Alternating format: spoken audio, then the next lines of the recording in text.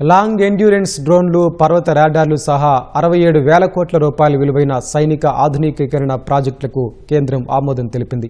సైనిక సామర్థ్యాల బలోపేతమే లక్ష్యంగా రక్షణ శాఖ మంత్రి రాజ్నాథ్ సింగ్ అధ్యక్షతన సమావేశమైన రక్షణ కొనుగోళ్ల మండలి DAC కీలక ప్రాజెక్టులకు ఆమోదం తెలిపింది. 67,000 కోట్ల విలువైన వివిధ ప్రతిపాదనలను DAC ఆమోదించినట్లు రక్షణ మంత్రిత్వ శాఖ ఓ ప్రకటనలో తెలిపింది. లాంగ్ ఎండ్యూరెన్స్ డ్రోన్లు, పర్వత రాడార్లతో పాటు ఆపరేషన్ సింధూర్ సమయంలో కీలక పాత్ర పోషించిన S-400 క్షిపణి వ్యవస్థల నిర్వహణ ఒప్పందానికి DAC ఆమోదం తెలిపింది. పర్వత ప్రాంతాల్లో గస్తీని మరింత పెంచేందుకు మౌంటైన్ రాడార్ల సేకరణ, సాక్ష్యం లేదా స్పైడర్ ఆయుధ వ్యవస్థ అప్గ్రేడేషన్, C-17, C-130J రవాణా విమానాల నిర్వహణ కార్యక్రమాలకు ఆమోదం ఇచ్చింది.